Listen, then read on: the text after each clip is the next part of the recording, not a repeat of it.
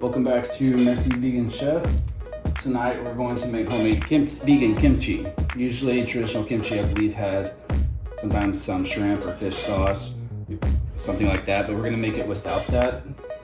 Still tastes just as good in my opinion. So we're gonna need a head of Napa Cabbage. Unfortunately, I got this from Giant today. They no longer sell it with the core. So I got 2 1-pound bags of Napa Cabbage leaves, but we're just the same. Traditionally in kimchi, you keep it on the core and wrap the leaves and ferment it that way. But you can also do it this way, which I prefer. It's easier. You cut it up into smaller pieces. So I'm gonna go ahead and rinse this and take it out of the package.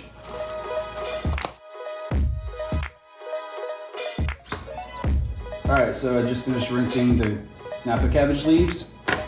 So what I'm gonna do is get a few of these.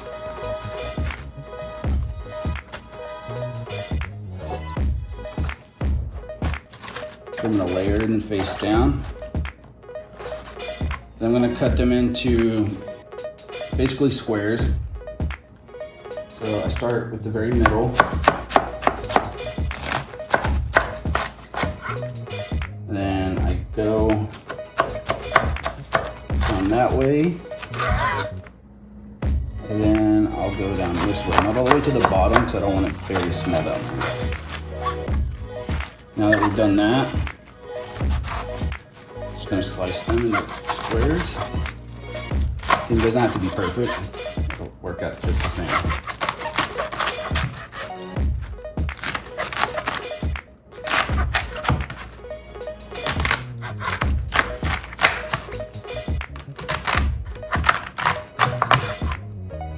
So I want little pieces like that. I'm gonna put them in the bowl. So I'm gonna finish cutting these and I'll be right back. You can see in here, basically little bite-sized square pieces. Now I know this looks like a lot, but we're going to, in the next step, draw out the moisture, which is gonna wilt these, and they will shrink. So for this part, you're going to need some iodine-free salt. You'll want coarse salt. So I have a 1/4 cup here. I'm just gonna put that on. Use your hand and you're gonna work this in to evenly coat it. Be careful while you do this. You don't want to bruise the cabbage, but you do want to make sure you kind of massage it in to each piece.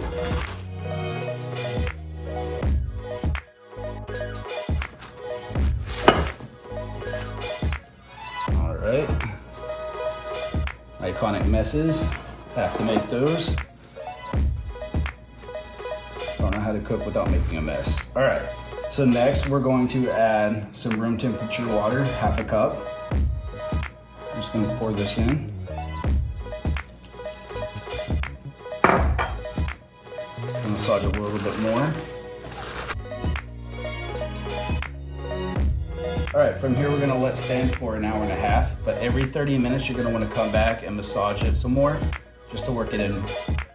All right, while the cabbage is laying in its salt bath, we're gonna go ahead and make the kimchi paste. So what you're gonna do is turn this on to low heat. You're gonna take 1/2 cup of water, 4 teaspoons of glutinous flour. Traditionally, I believe they use sweet rice flour, but I'm using all-purpose flour. And I'm gonna go ahead and dump that into the water there.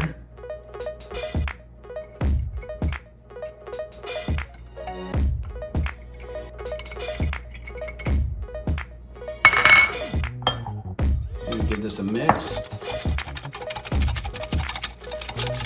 That's mixed. I'm gonna go ahead and pour it in here.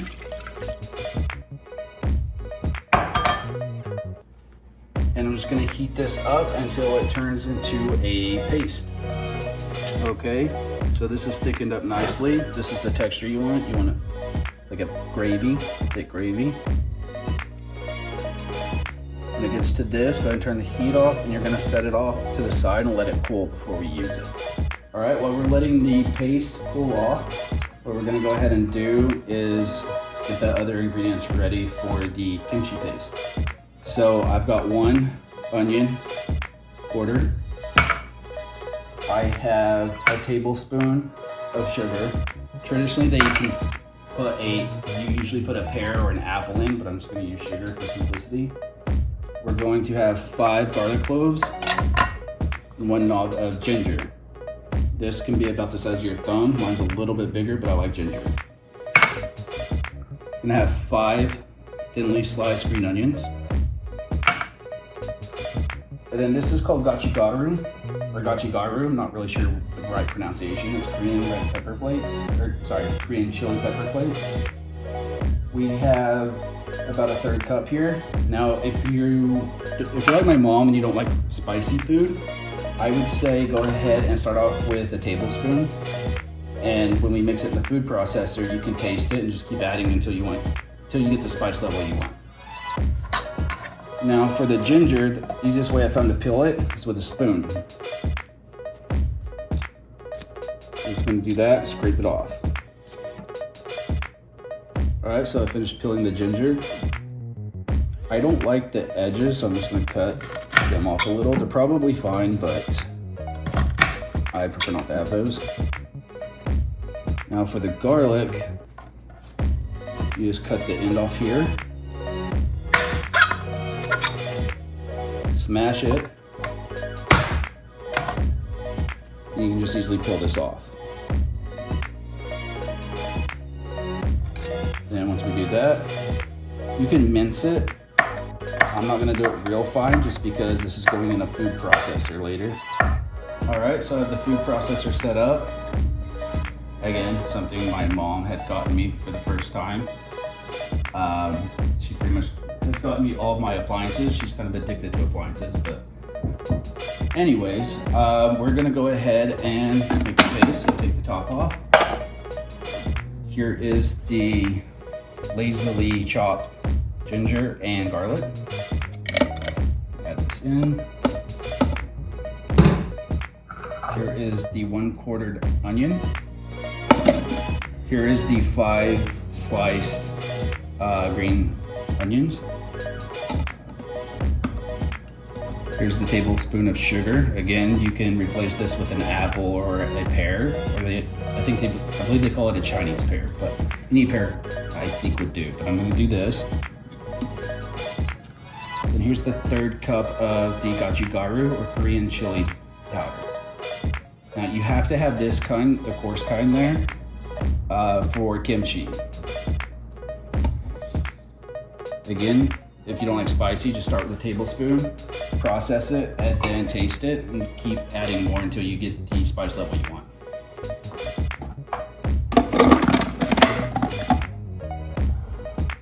All right, so I'm gonna go ahead and process this. Okay, as you can see inside, it's really thick. So I'm gonna scrape the edges down.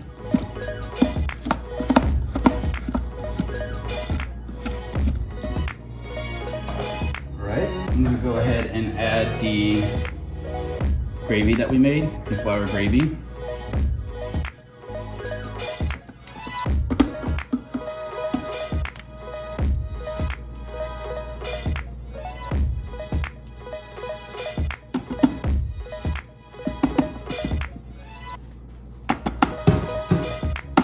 Okay, put this back on.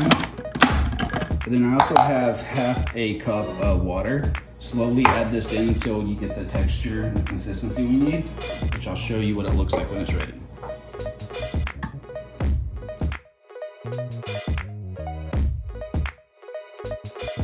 Again, I'm gonna scrape the sides. Just wanna get all of this that we can. Do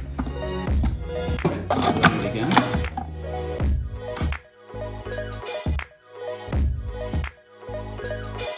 Alright, so as you see, it didn't take the whole 1/2 cup of water, so it's important to slowly pour it in. This is a paste. This is what you want to see it at. This is the consistency you want. Alright, so I'm going to set this off to the side until we are ready for the Napa cabbage. I'll be back. So it's been about 1/2 an hour. As you can see, this is kind of wilting. It's not done yet, but we're gonna give it a mix. And if you look in, you can see some of the water is coming out already. This is what we wanna see. I'm gonna go ahead and massage this a bit. Again, be careful, you don't wanna bruise it, but you do wanna put a little pressure. I'll let this sit for another 30 minutes until it's been an hour and a half. I'll be back. All right, so our Napa cabbage is finished. You can see there's a lot of water that drained and they are a lot more wilted. Now, a good way to tell if these are finished is if you get one of these wider pieces. If you can bend it without it breaking, then you know it's finished. So now we want to strain these and rinse them thoroughly.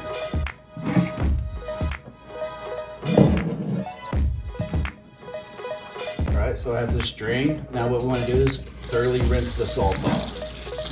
Again, massage, but don't put a lot of pressure to where you'll bruise this. So a good way to check that you've rinsed them thoroughly is take a piece and taste it and see if there's salt on it. That's good. All right, so I got the salt off. So I'm gonna push a little of the liquid. Again, don't bruise. All right, I'm gonna transfer it back in this. I've already rinsed it out.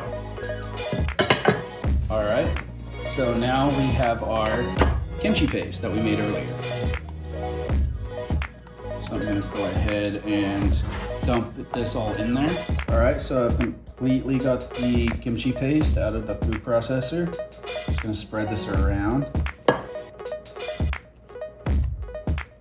Now you can use a spoon, spatula, whatever you want. I use my hands, it's just easier. All right, so I'm using my hand to mix this. Just like with the salt, we're gonna massage this in, but don't bruise it. You wanna make sure everything is evenly covered in this paste. All right, so that looks good. This step you can taste it to see if you need to season it. You can add salt only if needed, or whatever else you wanna add. So I'm gonna go ahead and give this a taste.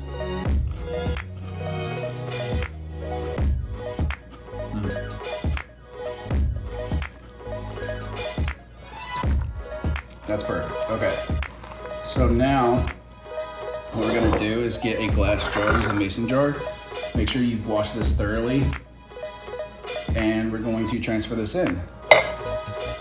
Some people have those, it's almost like a funnel for jars where you can easily get this stuff in without making a mess. I, again, don't have one of those, so I make a mess.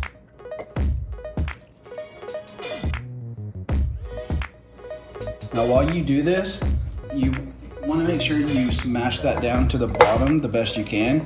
You don't want any air pockets.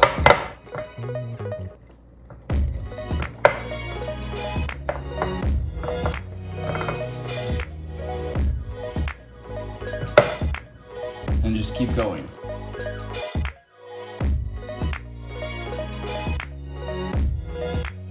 Now, that's what it looks like. You want to get as much vegetable underneath the liquid as possible. You don't want to fill this up all the way because as this ferments, it's going to release gas and it can easily overflow.